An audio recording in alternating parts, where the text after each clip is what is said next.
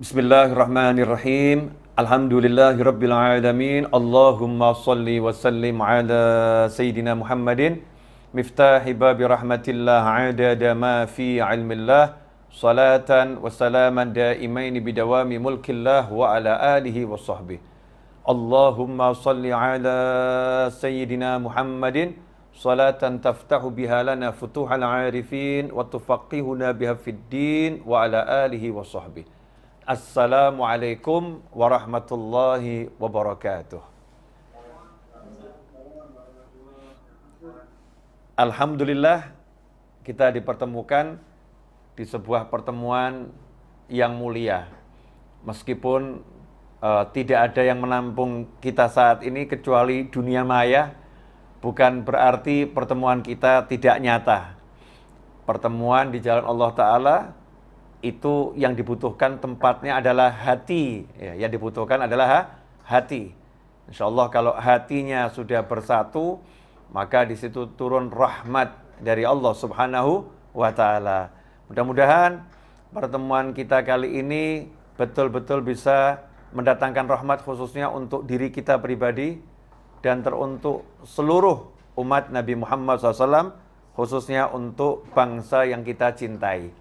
Berpikir positif di segala kondisi, berpikir positif di segala situasi. Hal yang mudah, tapi tidak mudah dilakukan. Hidup ini kan pilihannya ada dua, pilih enak atau pilih nggak enak. Pilih enak atau pilih nggak enak. Seharusnya dalam kondisi apapun, ya kita pilih yang enak. Ya kita pilih yang enak. Milih yang enak itulah yang merupakan wujud daripada berpikir positif, berpikir yang baik, berpikir yang enak-enak. Bagaimana implementasinya, penerapannya dalam kehidupan sehari-hari? Dalam Al-Quran sudah sangat banyak contoh bagaimana manusia harus berpikir positif di kondisi yang sesulit apapun. Ya, kondisi sesulit apapun, menghadapi tantangan model apapun. Saya akan ambilkan beberapa contoh insya Allah untuk kajian pada siang hari ini. Mudah-mudahan berkah untuk yang berbicara dan untuk yang mendengarkan serta melihat dimanapun dan kapanpun.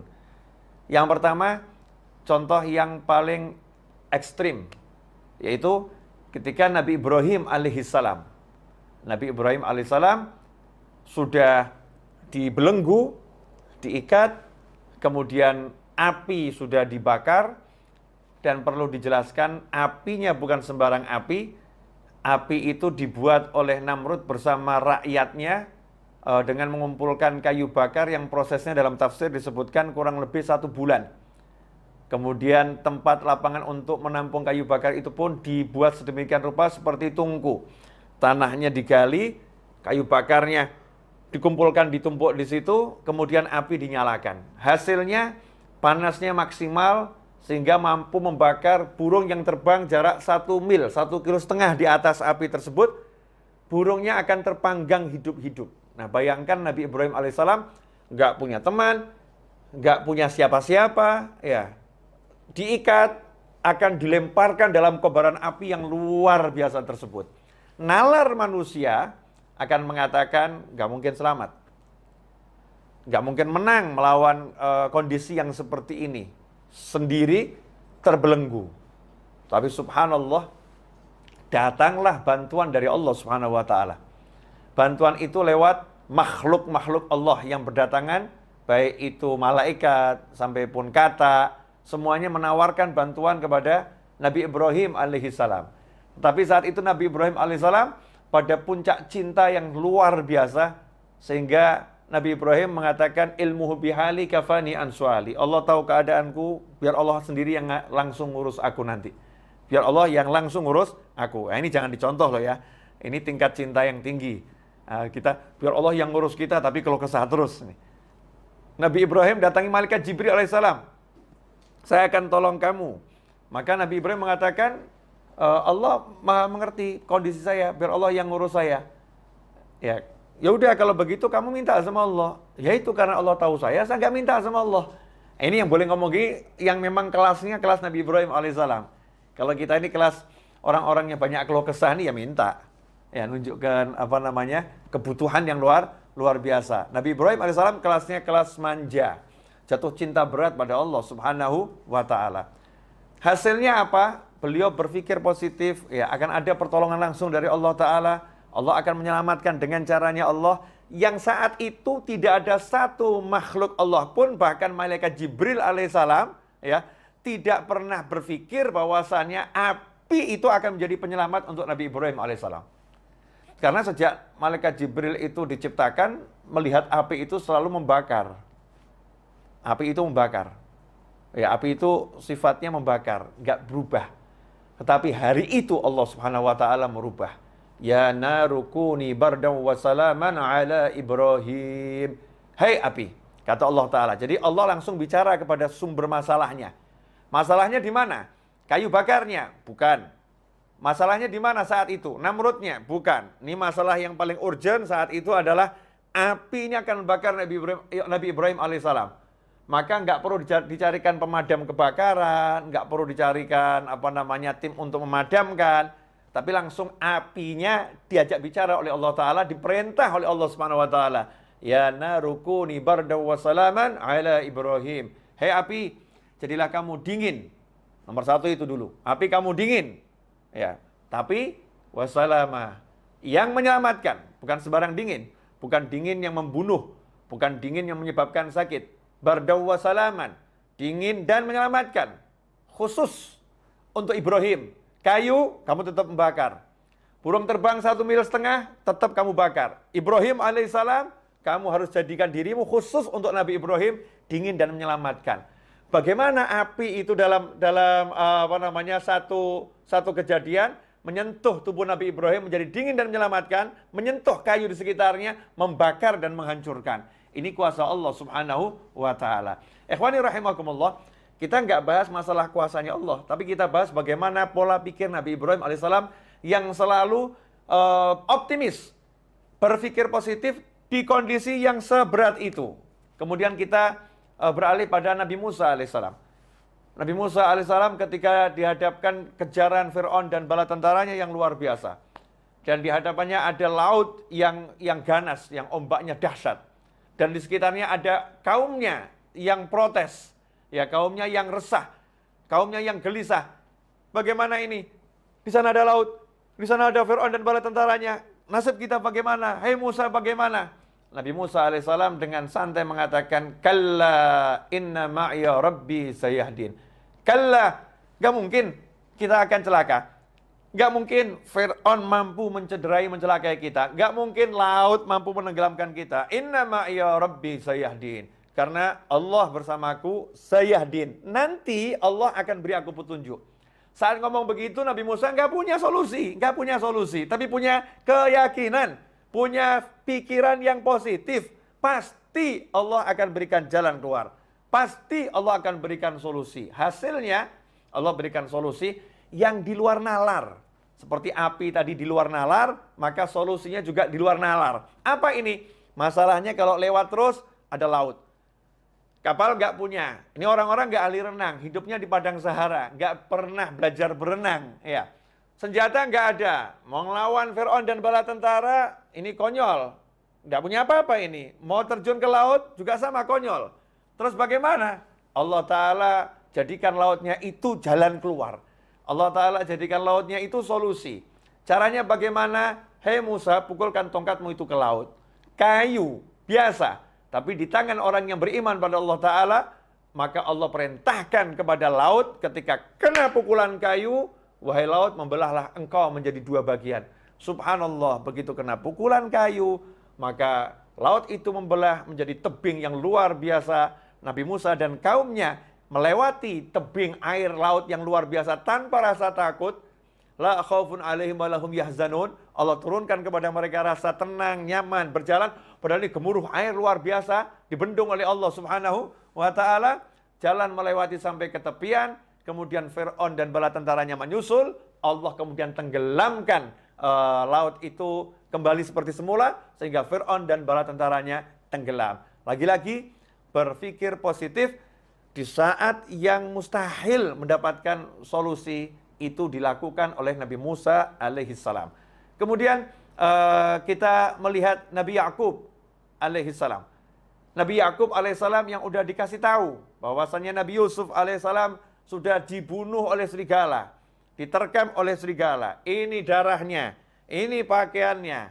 Nabi Yakub mengatakan, nanti ya putraku akan dikembalikan semua kepadaku. Selalu yakin kalau Nabi Yusuf masih hidup. Jasadnya nggak ada, aku nggak ketemukan jasadnya. Berpikir positif, Nabi Yusuf masih hidup. Tentunya dilandasi dengan ilmu dari Allah Subhanahu wa Ta'ala. Hasilnya apa? Hasilnya betul dipertemukan dengan putranya Nabi Yusuf alaihissalam.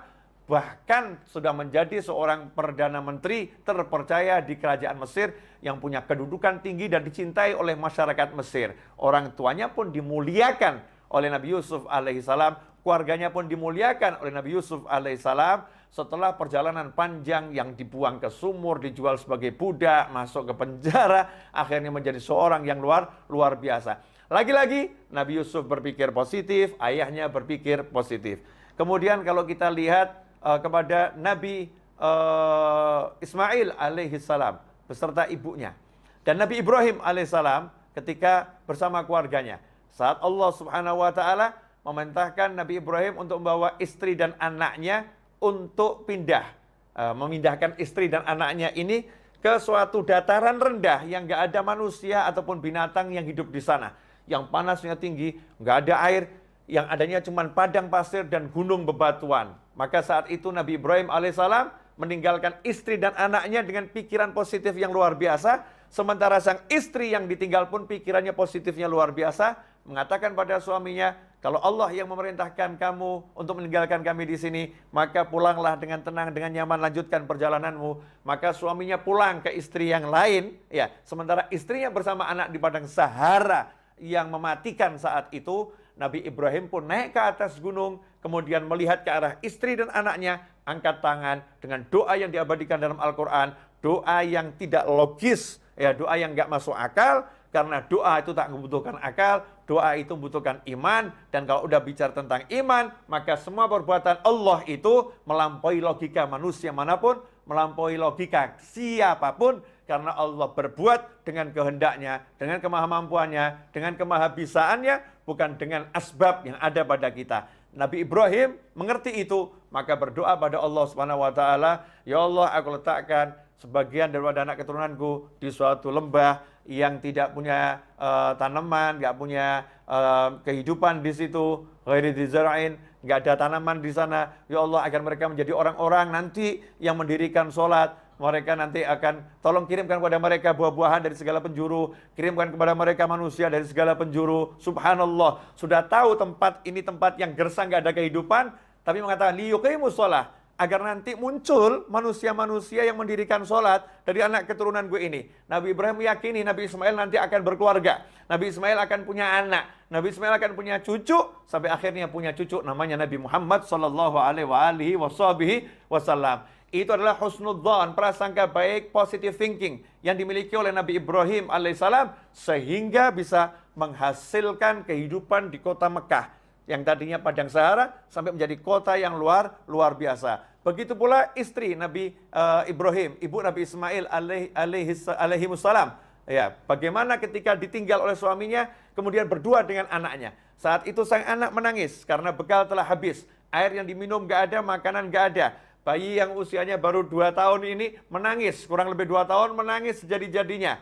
Maka sang ibu pun tidak berpikir negatif, berpikir positif.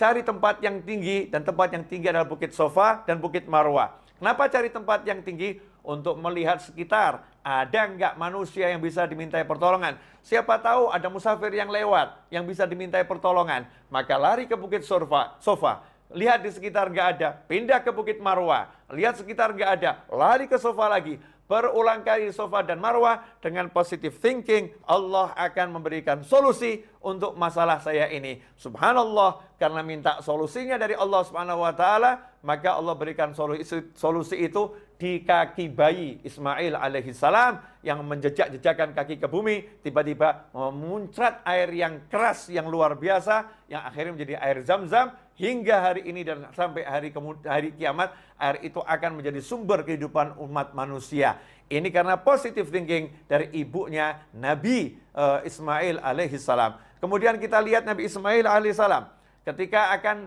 disembelih, ya, perintah menyembelih Nabi Ismail alaihissalam dengan santai dan positive thinking mengatakan kepada ayahnya kondisi yang seperti itu, ya abatif alma tu'mar, wahai ayahku, lakukan yang diperintahkan kepadamu. Satajidu ini insyaallah minas sabirin. Insyaallah engkau akan dapati aku termasuk orang-orang yang sabar menghadapi masalah ini. Apa yang terjadi? Allah Ta'ala jadikan leher Nabi Ismail tidak bisa disentuh oleh pisau, ya. Pisau yang tajam nggak bisa menyentuh leher Nabi Ismail. Leher itu menjadi seperti baja yang luar biasa. Kemudian Allah katakan pada Nabi Ibrahim alaihissalam, engkau telah melaksanakan arti mimpimu, maka sekarang kami datangkan domba dari surga sebagai ganti untuk Nabi Ismail alaihissalam. Maka saat itulah diganti domba yang disembelih. Nabi Ismail pun selamat karena positive thinking dari ayah, positive thinking dari anak menghasilkan sesuatu yang luar biasa. Ikhwani rahimakumullah. Kalau kita dihadapi satu masalah, kemudian kita itu menyerah dengan masalah, berarti kita seperti manusia yang nggak punya Tuhan, manusia nggak punya Allah Subhanahu wa Ta'ala. Jangan pernah menyerah menghadapi kehidupan model apapun dan model bagaimanapun, karena yang menguasai hidup ini bukan makhluk, yang menguasai hidup ini bukan ciptaan, tapi hidup ini dikuasai oleh yang Maha Mencipta, yaitu Allah Subhanahu wa Ta'ala. Semuanya adalah makhluk Allah dan semuanya adalah ciptaan Allah Ta'ala. Maka apapun kondisinya, apapun masalahnya, kita berpikir positif, Allah akan berikan solusi. Allah akan berikan jalan keluar. Bagaimana caranya? Allah telah menjelaskan, "Wa may yattaqillaha yaj'al lahu makhrajan wa yarzuqhu min haitsu la yahtasib." Siapa yang bertakwa pada Allah, "Wa may yattaqillaha yaj'al lahu makhraja." Allah akan selalu memberikan solusi. Allah akan selalu memberikan jalan keluar. "Wa yarzuqhu min haitsu la yahtasib." Bahkan Allah menambahin, bukan cuma solusi jalan keluar, dan Allah akan senantiasa selalu terus-menerus memberikan rezeki dari arah yang nggak pernah dia nalar, dari arah yang nggak pernah bisa dia perhitungkan, dari arah yang nggak pernah dia sangka. Rezeki Allah sifatnya surprise untuk dia, surprise untuk dia, kejutan yang menyenangkan untuknya. Karena apa? Karena takwa pada Allah Ta'ala, melaksanakan perintah Allah, menjauhi larangan Allah. Itulah cara agar kita bisa berpikir positif. Ya, berpikir positif artinya apapun masalahnya, kita jadikan takwa sebagai kendaraan. Takwa sebagai sumber solusi dari langit. Takwa sebagai sumber pertolongan dari Allah Subhanahu wa Ta'ala. Sayangnya, saat ada masalah, justru kita mengandalkan yang namanya makhluk. Dan kita lupa pada Sang Khalik, yaitu Allah Ta'ala. Kita jauh dari yang namanya ketaatan. Kita justru larut dalam keluh kesah, dalam hal-hal yang gak diridhai oleh Allah Subhanahu wa Ta'ala. Ikhwani rahimakumullah. Nah, ini sekarang kita dalam hidup. Dalam hidup tuh kondisinya apapun kan pilihannya selalu ada pilihan enak. Contoh, dipecat dari kantor. Ngapain mikir hidupku berantakan? Kan bisa mikir, wah, saya mau dikasih lapangan pekerjaan yang lebih bagus. Allah akan beri saya cara kerja yang lebih enak, yang lebih nyaman. Allah akan jadikan rezeki saya lebih banyak. Karena di kantor ini kelihatannya nggak cukup untuk gaji saya ini. Tidak mampu gaji saya lebih besar nih. Saya akan dikasih gaji yang lebih besar. Caranya gimana? Wallahu a'lam. Allah yang tahu. Yang penting saya mau usaha, saya mau tingkatkan takwa saya pada Allah Subhanahu wa Ta'ala. Berpikir yang positif. Apapun itu bisa dilakukan kok. Tapi kenapa kok kita nggak mau mikir yang positif? Mikirnya nggak enak. Padahal pikiranmu adalah doamu. Pikiranmu adalah doamu. Ana 'inda dhanni 'abdi bi falyadhunna bima syaa. Kata Allah Ta'ala dalam hadits qudsi, ana 'inda dhanni 'abdi bi. Aku tergantung apa yang difikirkan hambaku, prasangka hambaku. Karena itu terserah dia mau nyangka apa tentang aku, dia mau berpikir apa tentang aku. Jadi kalau kita mikirnya jelek, ya dapatnya jelek. Kalau mikirnya bagus, ya insya Allah dapatnya bagus. Nah, modal mikir aja kok takut. Seperti ada orang nggak punya duit, nganggur. Saya nanya sama orang tersebut, Mas, mau nggak beli rumah yang mewah? Jawabannya, mau beli beras aja nggak bisa kok, Bib. Ngapain mikir beli rumah yang mewah? Ini salah. Kenapa? Karena dia telah membatasi kemampuan Allah memberikan rezeki dengan kemampuan usahanya. Saya nggak mampu usaha, jadi Allah nggak bisa ngasih saya rezeki. Masya Allah. Jadi Tuhannya usaha ya? Tuhannya usaha, bukan Allah Ta'ala. Seharusnya bagaimana? Sadar dengan kenyataan, memang nggak punya uang, memang nggak punya kerjaan, lagi nganggur. Tapi kalau ada tawaran, Mas, mau nggak punya rumah yang mewah? Jawab saja, mau, insya Allah, doakan. Ya semoga Allah kasih saya kemampuan, Allah beri saya kemudahan. Tidak ada yang mustahil. Tapi kenapa mikir yang positif aja berat? Karena tauhidnya lemah. Karena yakinnya sama Allah lemah. Ma'rifatullahnya lemah. Gak paham siapa Tuhannya. Gak paham siapa Allahnya. Gak paham bagaimana kemampuan Tuhannya. Dan gak paham kalau dirinya gak mampu apa-apa. Dan yang lain juga gak mampu. Yang mampu hanya satu. La ilaha illallah. Muhammad Rasulullah SAW. Karena itu dikatakan dalam surat Al-Ikhlas. Qul huwallahu ahad, Allahus samad. Katakan, hanya Allah yang Maha Esa. Katakan bahwasanya hanya Allah tempat bergantungnya segala sesuatu. Gak ada yang lain. Hanya Allah, dan hanya Allah. Ikhwani rahimakumullah.